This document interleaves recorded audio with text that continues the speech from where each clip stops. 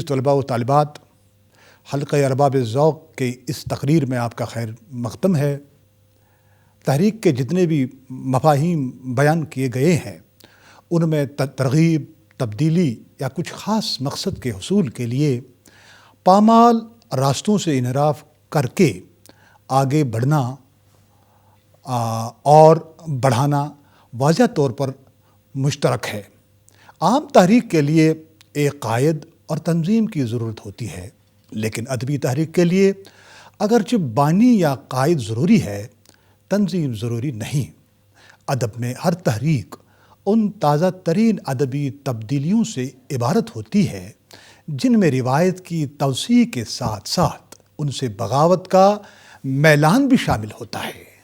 کسی بھی ادبی تحریک کے لیے کوئی خاص وقت یا زمانہ مقرر نہیں کیا جا سکتا۔ ادبی تحریک کچھ مخصوص حالات اور واقعات کے عمل کے تسلسل سے پیدا ہوتی ہے۔ حالات اور واقعات کا یہ تسلسل کئی زمانوں کو محیط ہو سکتا ہے، حتیٰ کہ وقت کے پردے سے کوئی ایسا فرد یا افراد ظاہر ہوتے ہیں جو زمانوں پر پھیلے ہوئے ان سلسلہ ہائے عمل کو اپنی ذات میں سمو کر کسی تحریک کے بانی یا محرک ہونے کا شرف حاصل کرتے ہیں۔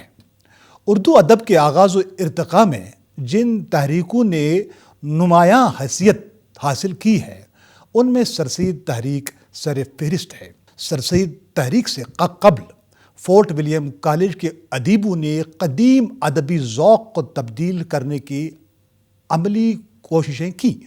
اگرچہ بعض حضرات Fort William college, Delhi college, scientific college Aligarh, oriental college Lahore کو بذات خود تحریک نہیں مانتے، تاہم اردو ادب کے ارتقاء میں ان کا کردار نمایاں رہا ہے اور ان کی دین سے انکار ممکن نہیں۔ علی گڑھ تحریک کے بعد جن تحریکوں نے اردو ادب کو نئے رجحانات، نظریات اور میلانات سے روشناس کرایا، ان میں ترقی پسند تحریک اور حلقہ ارباب ذوق قابل ذکر ہے۔ جس طرح رومانی تحریک کو سرسید تحریک کے ہمہ گیر مقصدیت کے خلاف ایک مخلصانہ رد عمل قرار دیا جا سکتا ہے، بالکل اسی طرح حلقہ ارباب ذوق کو ترقی پسند تحریک کے سیاسی منشور کے خلاف ایک بغاوت سے تعبیر کیا جا سکتا ہے۔ حلقہ ارباب ذوق کے قیام کا مقصد یہ تھا کہ فکر اور اسلوب دونوں سطحوں پر ادب اور ادیب کو آزاد کر دیا جائے۔ اس ضمن میں خلیل الرحمن اعظمی رقم طراز ہے: کوٹ ترقی پسند اب جن باتوں سے مشروط قرار دی گئی اس میں شاعری کے لیے وضاحت و صراحت، عوامی اپیل اور مانوس سانچوں کا استعمال زیادہ اہم تھا۔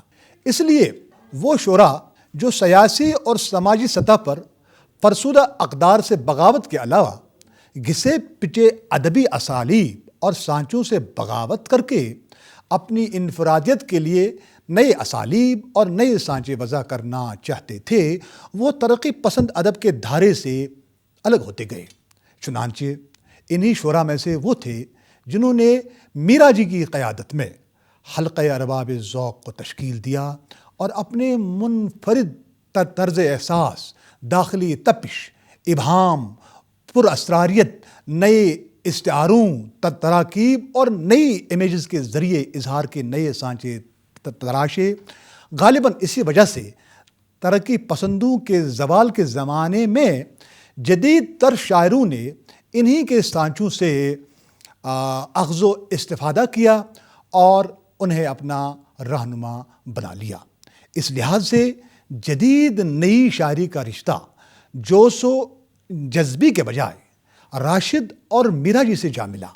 اس امر کی وضاحت ڈاکٹر منظر اعظمی ان الفاظ میں کرتے ہیں کہ اس میں شبہ نہیں کہ ترقی پسند شاعری مجموعی طور پر خطابت، جوش بیانی، راست انداز، تکرار الفاظ اور فکر کے سوز و گداز اور داخلی تپش کے بجائے اجتماعیت کی گونج اور خارجیت کی گھن گرج پر مشتمل تھی۔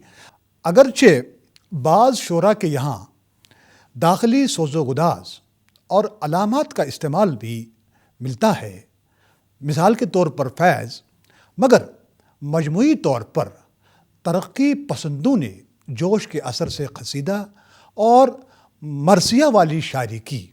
انہوں نے آزاد نظموں کو شک کی نگاہوں سے دیکھا، اگرچہ بعد میں مخدوم اور سردار جعفری نے اس حیت میں بھی اظہار خیال کیا۔ اس کے باوجود اجتماعی خیالات کی گونج سے نہ بچ سکے۔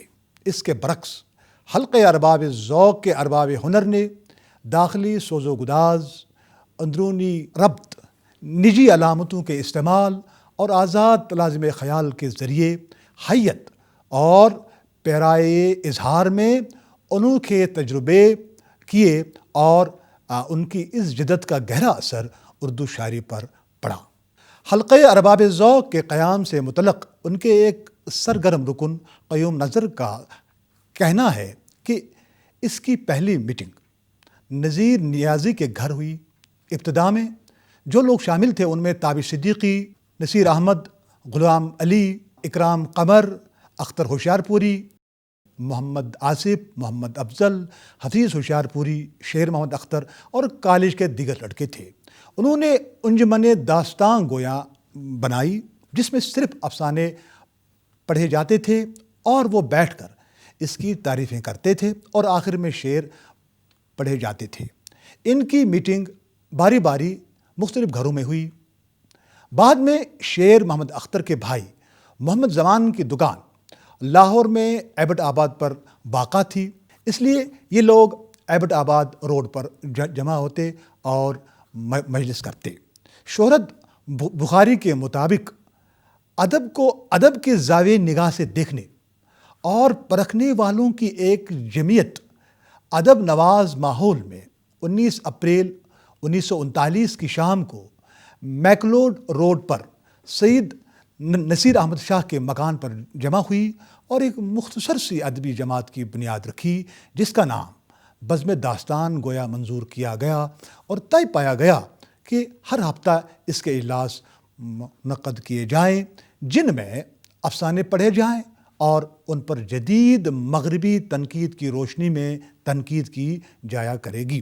بہرحال حلقۂ ارباب ذوق ابتدا میں افسانہ نگاروں کی انجمن تھی اور اس کا مقصد تحسین باہمی کے ذریعے حوصلہ افزائی کے سامان پیدا کرنا تھا۔ بقول آفاق علی ہاشمی، جیسے جیسے حلقۂ ارباب ذوق کی شہرت بڑھتی گئی مختلف لوگ آتے گئے۔ ایک جلسے میں قیوم نظر آئے، اس کے بعد میرا جی اور یوسف ظفر آئے۔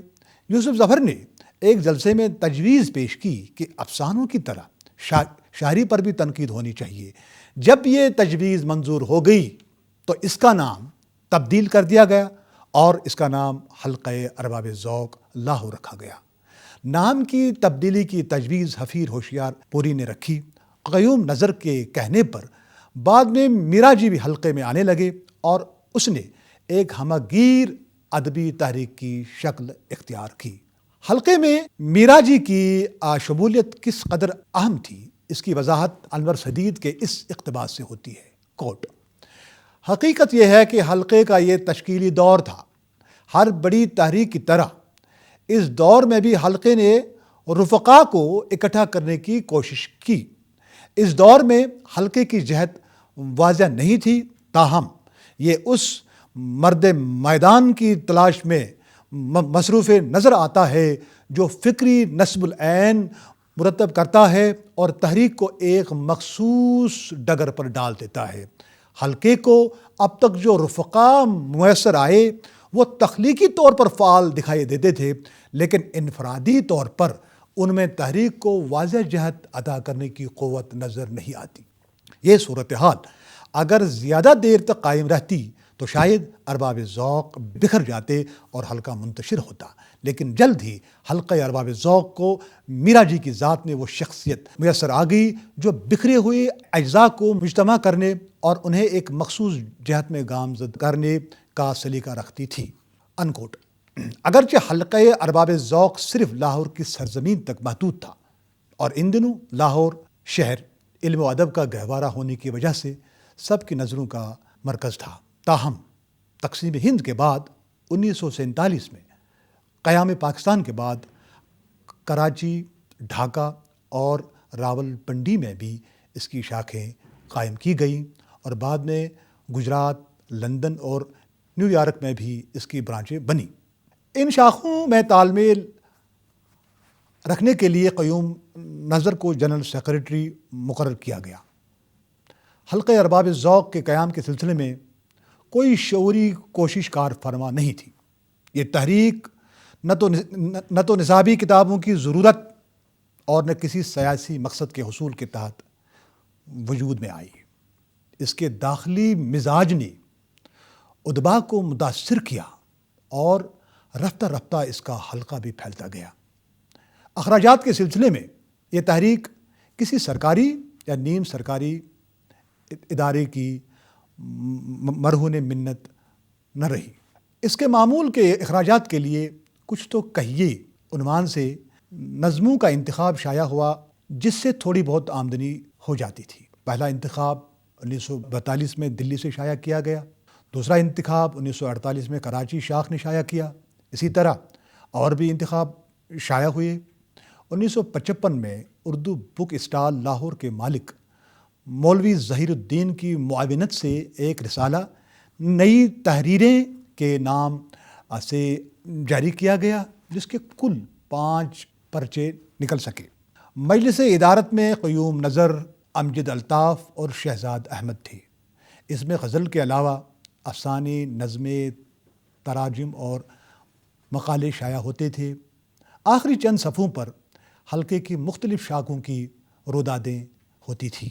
مالی دقتوں کے سبب یہ پرچہ 1957 میں بند ہو گیا۔ ڈاکٹر شمیم حنفی کے بقول 1959 تک حلقے کی نشستیں باقاعدگی سے منعقد ہوتی رہی۔ ڈاکٹر منظر اعظمی کی کتاب اردو ادب کے ارتقاء میں تحریکوں اور رجحانوں کا حصہ 1996 میں شائع ہوئی ہے۔ ڈاکٹر موصوف مذکورہ کتاب کے صفحہ 477 میں لکھتے ہیں کہ 1979 تک حلقے کا وجود کسی نہ کسی نوع سے باقی تھا اور اب بھی نوائے وقت لاہور اور دوسرے اخباروں میں چھپی اس کی نشستوں کی خبروں سے اس کے وجود کا علم ہوتا ہے، مگر بہرحال یہ طے ہے کہ اب یہ حلقہ فعال نہیں رہا۔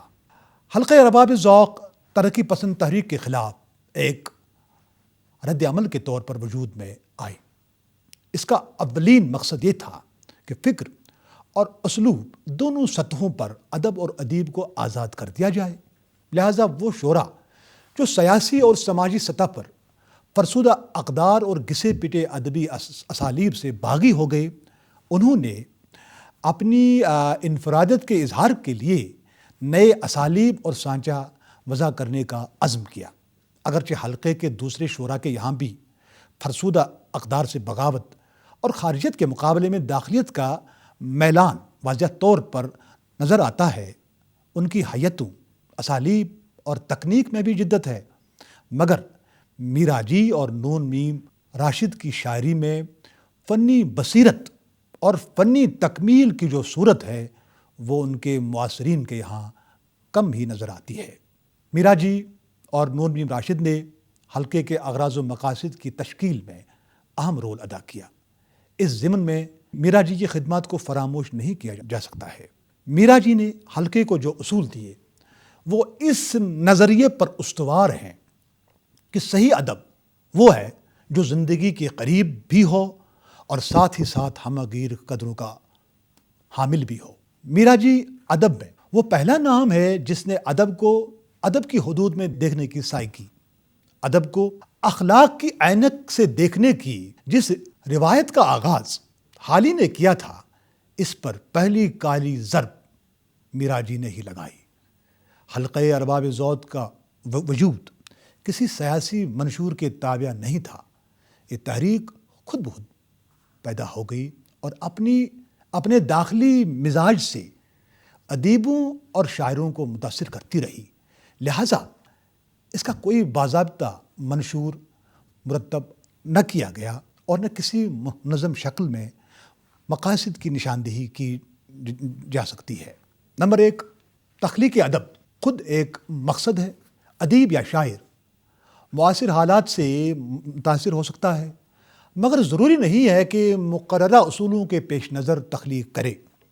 ادب کا سب سے بڑا مقصد ذوق جمال کی تسکین ہے۔ نمبر 2، ادب انسانی شخصیت کی داخلی ہم آہنگی کے اظہار کا ذریعہ ہے۔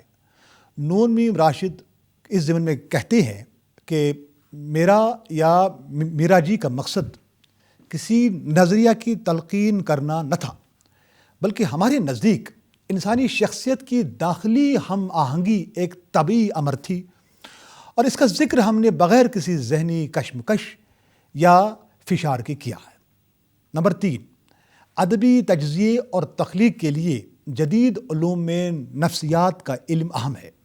میرا جی اور نون میم راشد کے یہاں ادبی تجزیے اور تخلیق کے لیے جدید علوم میں نفسیات کا علم زیادہ معاون تھا، کیونکہ اس سے تجربے کے داخلی پہلو اور انسانی روح کی گہرائیوں کا شعور عطا ہوتا ہے۔ نمبر 4، ادب کی اشاریت اور رمزیت۔ میرا جی نے فرانسیسی اور امریکی شاعروں کی نظموں کے ترجمے کیے اور ان پر تنقیدی تاثرات کا اظہار بھی کیا۔ انہوں نے ہی علامتی شاعری کی جمالیات کو ایک مسئلے کے طور پر پیش کیا۔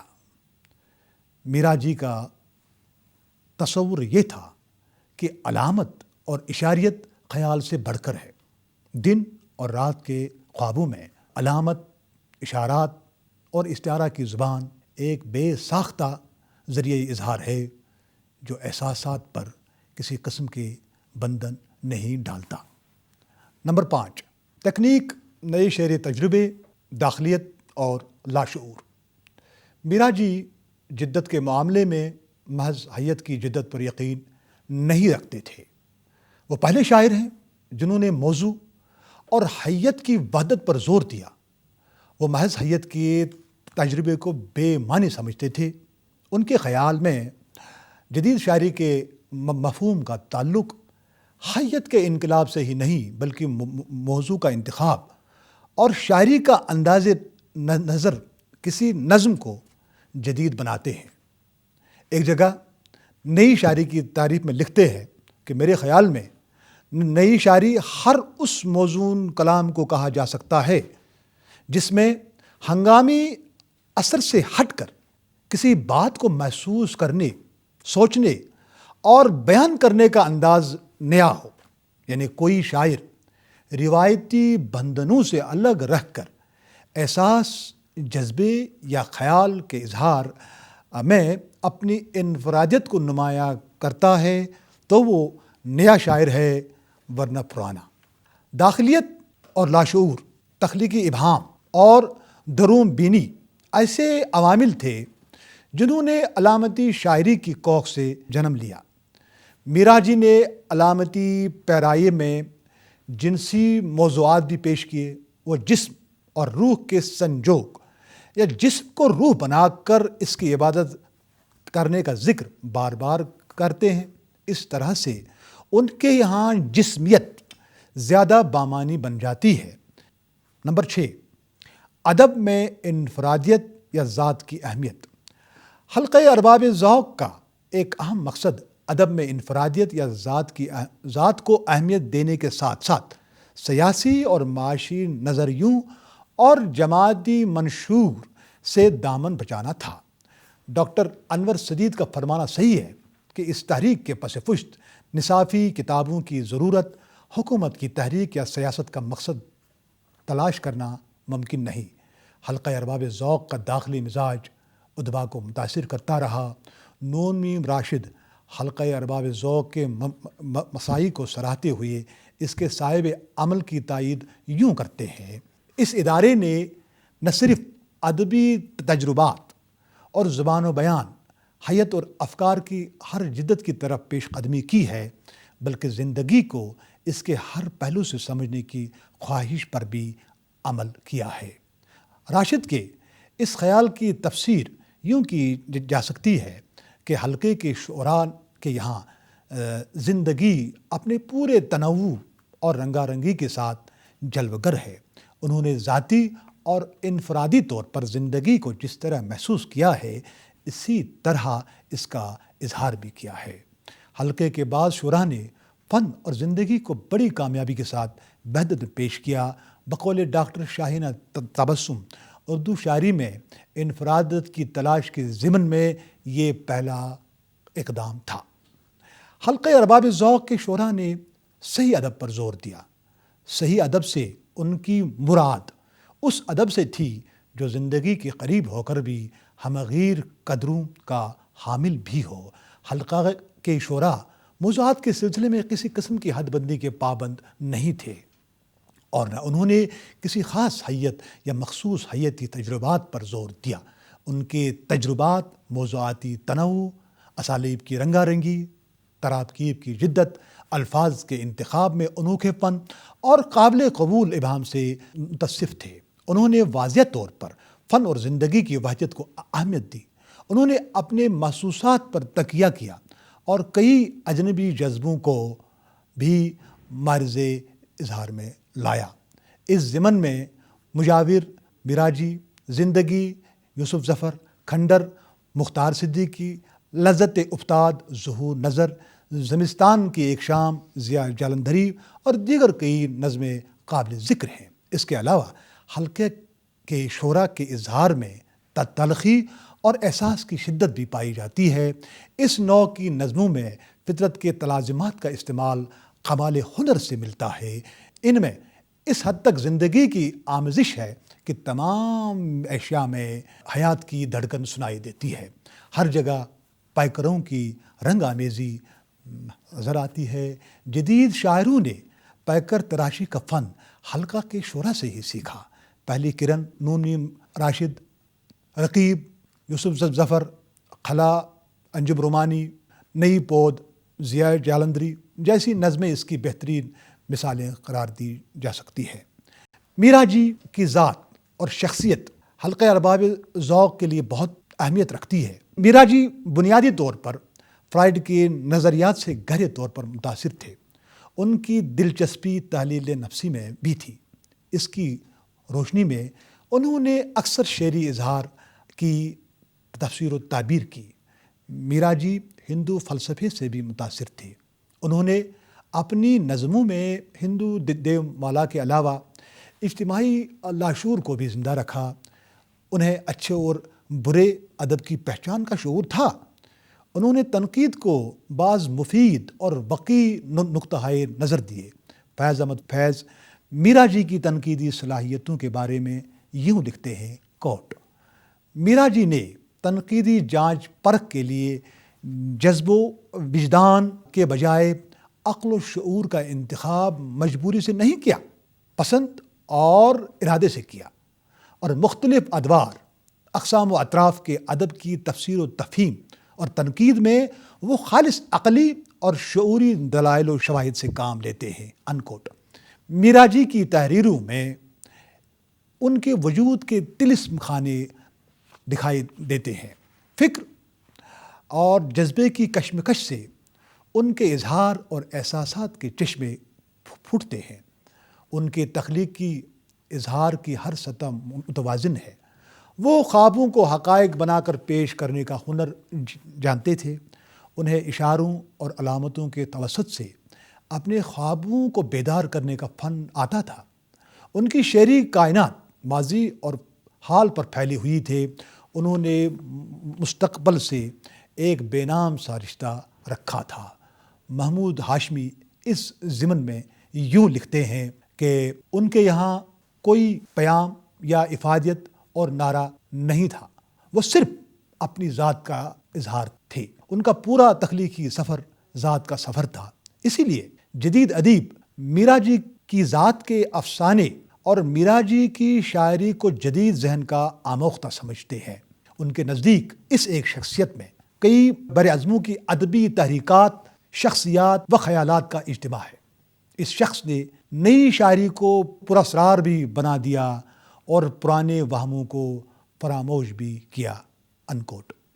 میرا جی نے غزل کے مقبول عام ڈکشن سے اجتناب کیا اور اپنے معاصرین کے مقابلے میں غزلیہ شاعری کی تلمیحات استعارات اور تراکیب سے گریز کرتے ہوئے جہاں ایک طرف نظم کی زبان کی طرف توجہ دی، وہیں لوک گیتوں کی لفظیات کو اپنے تخلیقی اظہار کے لیے استعمال کیا۔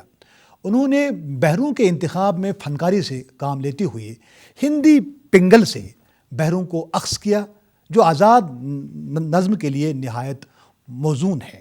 میرا جی کی نظموں میں یگانگت، اجنتا کے غار، عدم کا خلا، تنہائی، ایذا کے دن، سپنے، پاس کی دوری، بیوپاری، دھوبی کا گھاٹ، ہندی جوان، اونچا مکان، شام کو راستے پر وغیرہ مشہور نظمیں ہیں۔ اس حقیقت سے انکار ممکن نہیں کہ میرا جی نے نئی شاعری پر گہرے اثرات چھوڑے، لیکن موضوعات کے تنوع اور وسعت کے معاملے میں نور میم راشد میرا جی سے کہیں آگے ہیں۔ راشد کے یہاں سیاسی، سماجی، معاشی موضوعات کے علاوہ ذاتی نوعیت کے موضوعات بھی ہیں۔ ذاتی موضوعات کے اظہار میں ان کا نظریہ بھی ذاتی ہے۔ راشد کی اپنے وطن سے محبت، بیرونی غاصبوں اور آمروں کے خلاف نفرت، عوام کی بے عملی سے شکایت انہیں اقبال کی شعری روایتوں اور طرز فکر سے وابستہ کرتے ہیں۔ اس کی مثال ان کی نظموں مکافات، انسان، زندگی، جوانی، عشق وغیرہ ہیں۔ راشد کی ابتدائی نظمیں رومانیت اور اشتراکیت کے میلان کا احساس دلاتی ہے۔ بعد میں انہوں نے اپنا انفرادی لب و لہجہ اور طرز بیان دریافت کر کے استعاروں، علامتوں اور تراکیب کی آمیزش سے اپنے مخصوص شعری مزاج کو ترتیب دیا۔ لسانی سطح پر راشد کا اہم کارنامہ یہ ہے کہ انہوں نے نادر تراکیب وضع کی ہیں، جیسے ریگے صبح عید، ریگے نغمہ زن، ریگے شب دار، عشق حاصل خیز، زود پیدائی، شرمیلی سحر وغیرہ۔ راشد نے 3 مجموعوں کے علاوہ کچھ مضامین بھی لکھے ہیں۔ قیوم نظر کے علاوہ مختار صدیقی، مجید امجد، حفیظ ہوشیار پوری، تابش صدیقی، یوسف ظفر، امجد الطاف، نذیر صدیقی، ضیاء جالندھری، شہرت بخاری، انجم رومانی، مبارک احمد، صفدر میر، سراج منیر اور منیر نیازی جیسے شعراء اس حلقے سے کسی نہ کسی پہلو سے وابستہ رہے۔ قیوم نظر حلقے کے اہم شاعروں میں سے ایک تھے۔ انہوں نے حلقے کی تنظیم میں بہت ہی خاص رول ادا کیا۔ وہ پہلے غزلیں لکھتے تھے، لیکن بعد میں ان کی توجہ نظموں کی طرف بڑھی۔ انہوں نے شاعری میں اہم تجربے کیے۔ قندیل، سویرا اور پون جھکولے ان کے کلام کے مجموعے ہیں۔ مختار صدیقی بھی حلقے کے ممتاز شاعر تھے۔ ان کی طویل نظموں میں تاریخ اور تہذیب کی جستجو ملتی ہے۔ منزل شب ان کا مجموعہ کلام ہے۔ مجید امجد کے کلام میں غنائیت اور بھاشائی اسلوب اور لہجہ کا رنگ نمایاں ہے۔ بہرحال حلقے کے شاعروں نے اپنے کلام سے حلقے کے ادبی خطوط کو واضح کرنے کے ساتھ ساتھ اس کے توسط سے اردو شعر و ادب میں قابل ستائش اضافہ کیا۔ یہ حلقے کے انہی شاعروں کا اثر تھا کہ بعد میں ناصر شہزاد احمد، ظفر اقبال اور ناصر کاظمی جیسے شاعروں نے جدیدیت، انفرادیت اور علامتیت کے جواہر کو آب و تاب عطا کر کے در شہوار بنایا۔ عزیز طالبہ و طالبات، ہم آپ سے اجازت لیتے ہیں۔ امید ہے کہ ہماری اس تقریر سے آپ ضرور حلقہ ارباب ذوق کے بارے میں کچھ جانکاری حاصل کرنے میں کامیاب ہو گئے ہوں گے۔